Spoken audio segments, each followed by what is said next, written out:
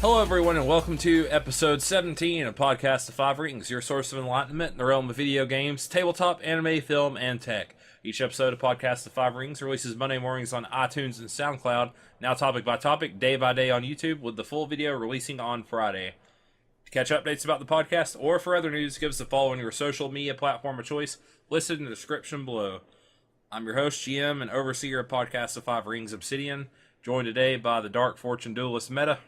Yar. He's got his pirate hat on today. Yar. We've all been saying yar. All Shiver me timbers. Pre-recordings.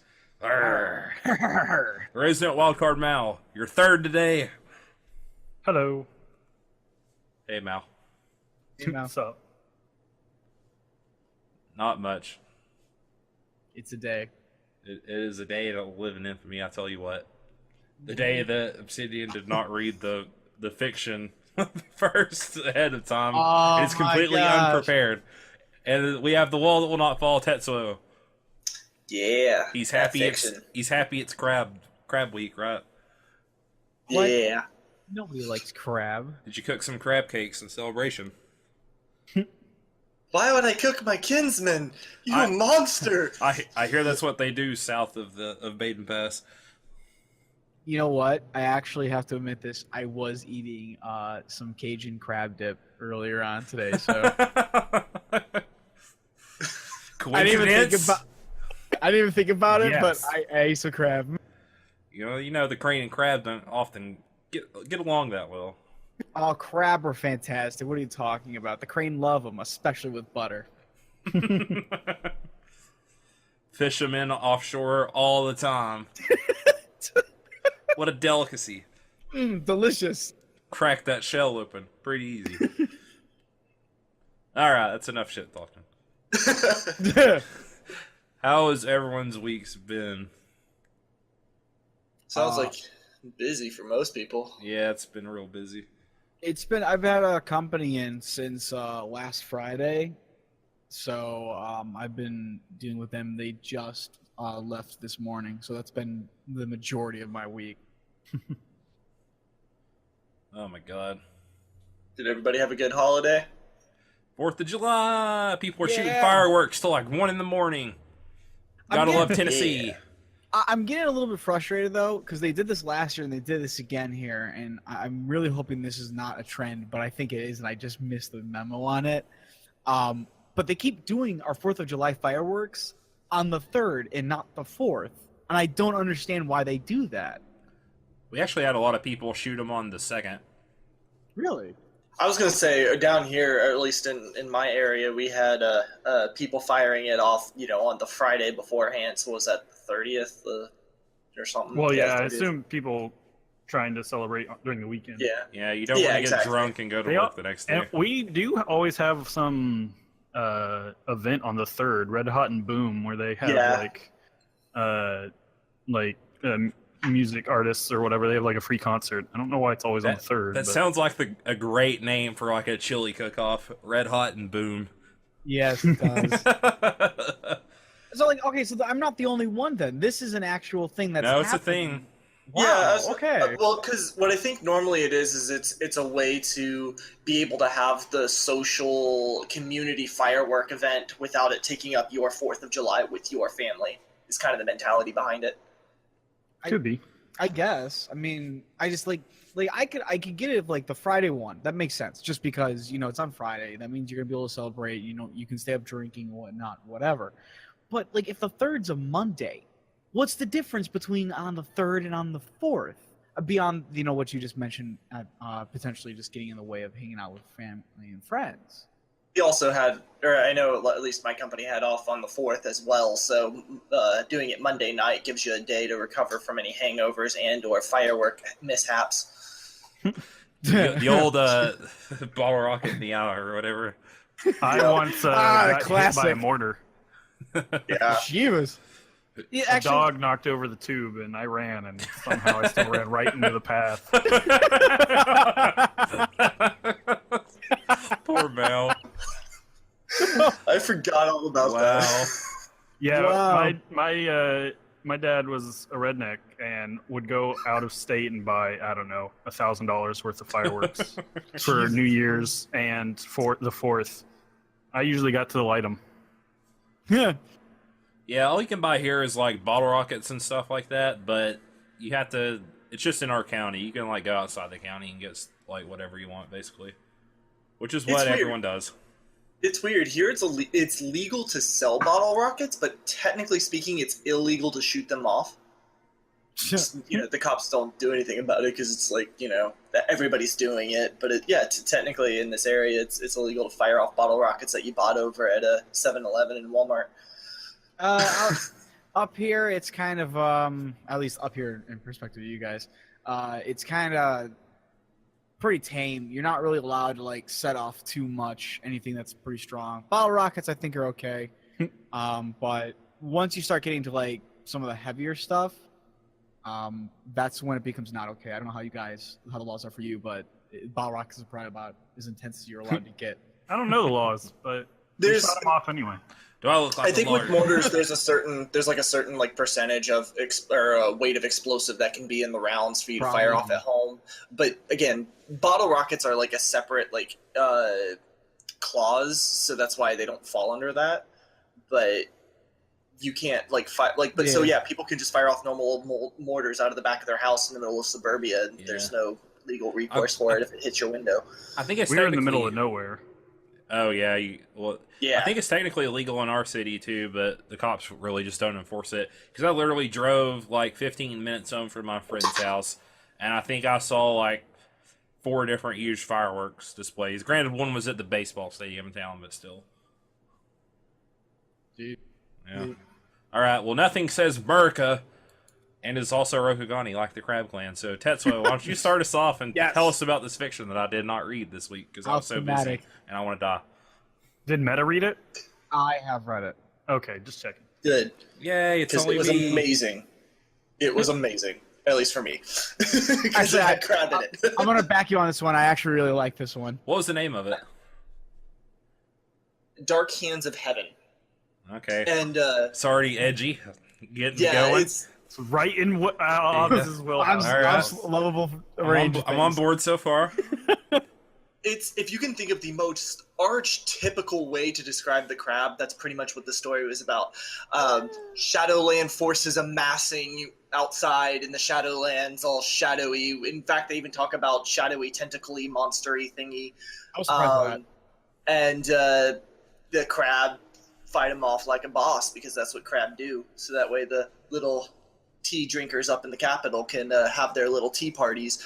It's all about Kisada. I'm going to guess it was probably Yakumo saying that, or was it actually Kisada?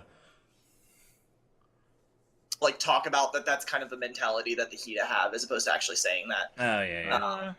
I think Yakumo at one point makes a line. I can't remember. I have to go back. I know very early on, Yakumo is like kind of his dickhead. His first line is, "Look at them arrange their forces so considerately. One could almost mistake them for a crane."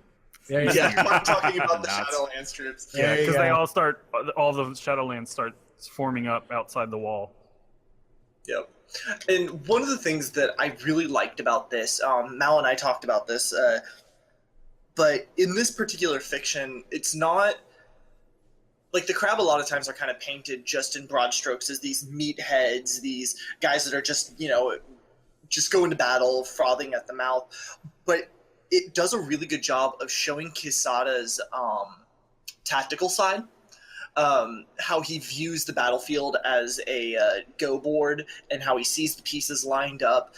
And in fact, there's kind of a scene where he's battling an Oni one-on-one, and as he frees himself from that engagement, how his focus shifts from, battling these strategies for battling specifically, and then back to the broad tactics for all of his forces, which was really interesting and really kind of painted just how excellent a commander Kisada really was to be able to keep the wall as impenetrable as he did for as long as he did, just like any other crab champion. I actually got after. I actually kind of got a very nice, almost stereotypical lion strategist vibe from that. Yeah. And showing the greenness that I am to the fictions and whatnot. It was a breath of fresh air because I'm used to the fictions of the other ones where generally the crab were kind of shown as just very angry, very meatheadish, like jarhead style type crab, and some of the later fiction. That's not not the slam against the writers for when it was at AEG, but But that was their stereotype. It was a stereotype, but it was really nice to kind of see Quesada kind of fall into this. Even more so, to kind of jump on this, it was really interesting to fall and see some of his retainers and the other his own children and their approach to things. I mean, he's got the one individual who is quite literally crafting up siege weaponry and is working at they're high up. I can't remember if they're the daimyo themselves or not, but they're high up. They're working on it. It is the daimyo of the Kaiju. Okay, yeah. So she's working on this herself. She's cleaning her hands off. She's approaching them, and as opposed to Quesada, who's very calm faced, like he just got a very straight poker face when he's thinking about things. She's running through stuff, and her face is just like going through a number of different things as she thinks about stuff. Was really interesting and fun to see for a crab.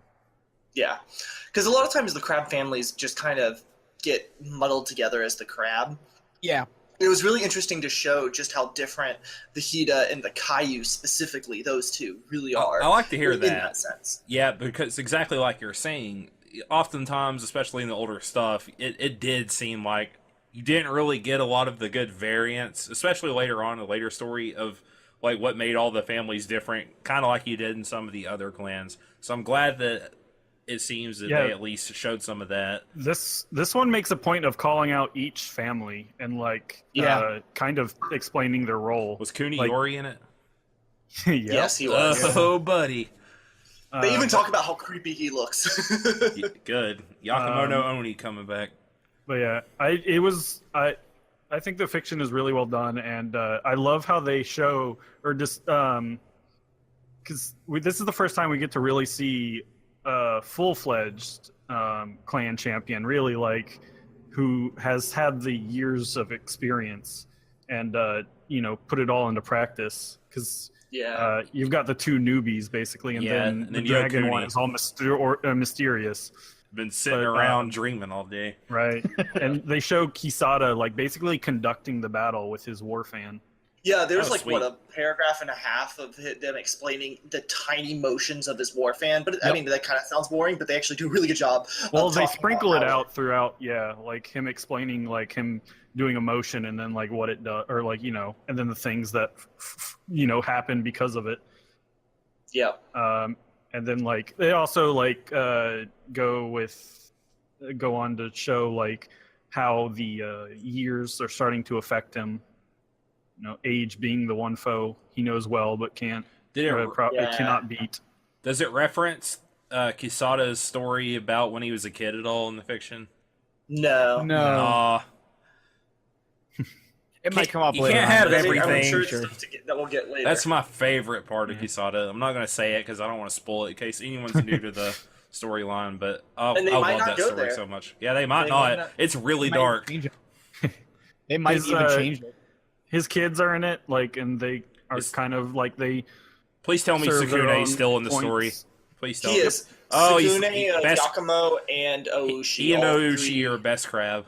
They're all Oushi is a fighting age, which apparently she wasn't at the start of the last one. Yeah. Really? One of the things I did like was how it also really showed how his children are different, and kind of in their own way, each one represents the core tenets of the crab. And I mean, it's stuff that we did see in the old fictions. Yakumo is this burly, he's this unstoppable force that's going to bash through. I mean, it talks about how he's like bragging about crushing 4 goblins in one swing of his Tetsubo, type deal. Mm-hmm. And then it talks about how Sukune is really, really tactically inclined. He inherited from his father that game board mind of what to do. He just defers to his father, and then is he still sickly? Yeah. Well, not I don't that think he actually specified that the he's like sickly, but he is like frail comparatively. Yeah.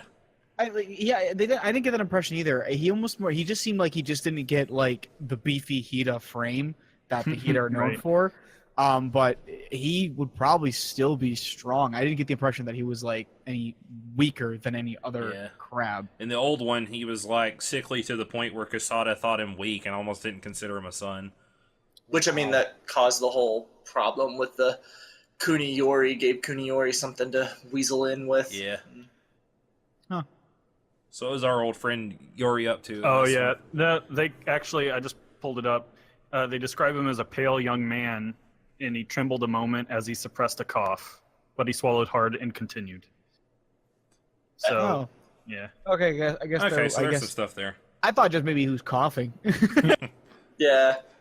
Yeah, you know, people cough. They're probably... I was gonna say people cough. Right, but I mean, they're probably hinting at it. Yeah. Probably. They'll probably... Yeah, lean I into think it. so. It's one of those I- things you might not catch think- on.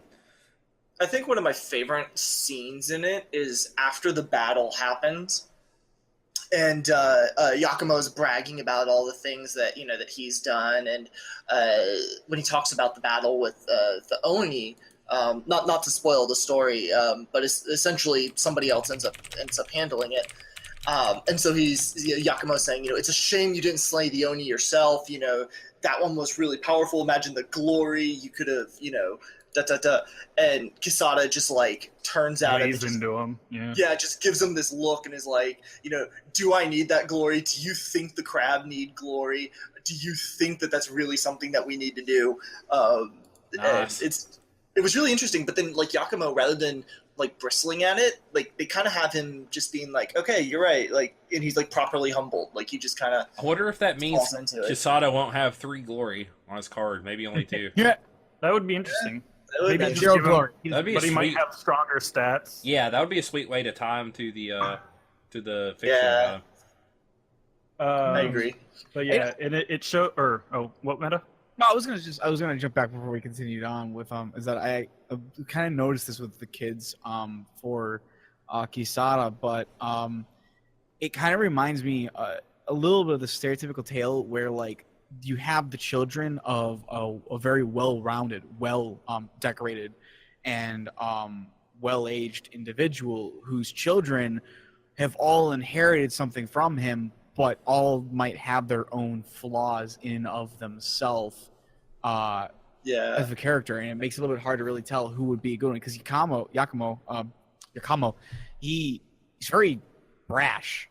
Sukune is apparently a bit sickly, or at least trying to get the water out of his lungs, and I think Oushi is the only one who didn't get it too much Yeah, she got the building least. on in this.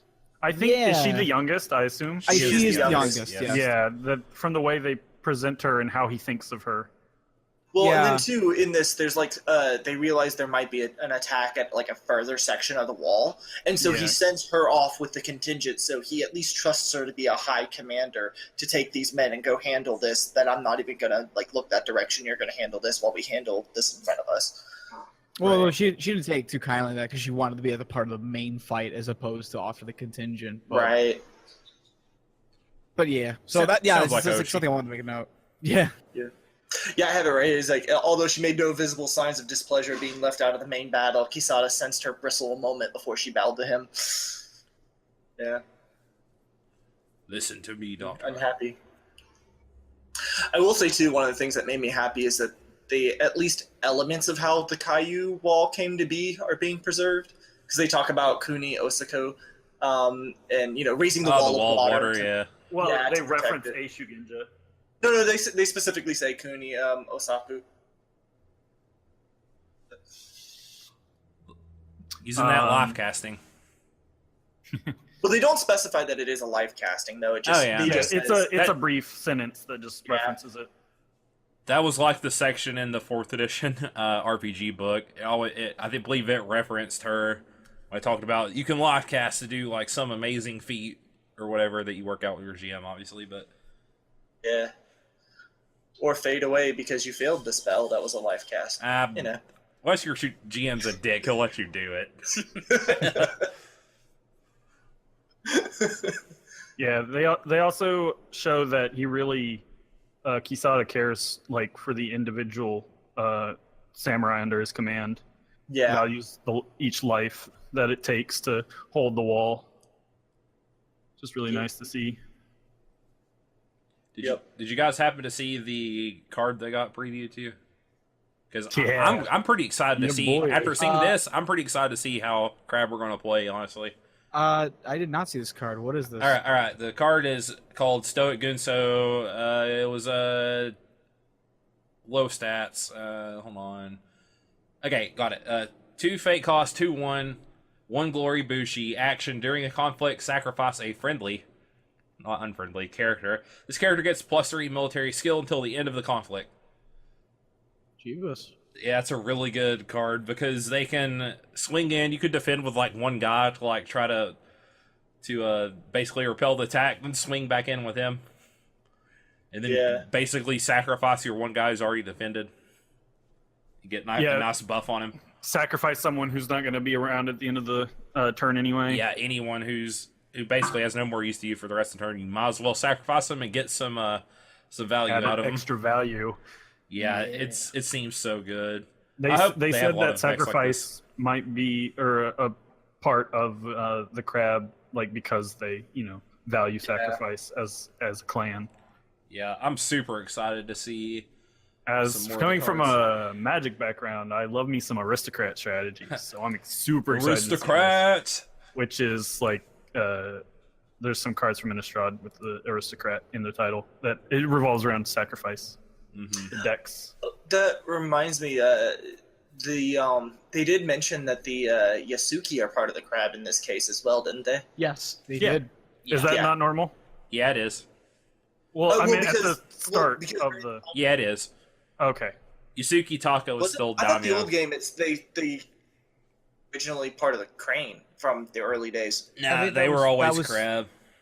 They just talked about the wars. It's like the first few hundred years they were in the crane. Yasuki were originally part of the crane in the original L5R storyline and whatnot, but before the Senkoku Jidai of L5R, they had a small war. It was a war between the crab and the crane, and it was all based on the fact that Yasuki defected to the crab. Yeah, then the second one happened. Okay. Yeah, I looked it up before. I just don't remember. And so. Yep, you got your Wily Carps. They're still around. Yar. Yep. People love the Yasuki. I want to also make a note here on the story for something really fast here.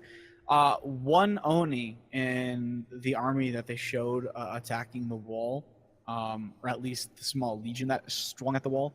There was only one Oni that showed up, and he was in iron. He was not an iron. He was an obsidian-clad Obsidian. armor. Yeah. I actually kind of like that. It made the Oni feel very, very important as an enemy because he stood out. He was something different. I actually like the fact that he was kind of solo because maybe it's just me. I'm remembering things wrong here, so correct me if I am.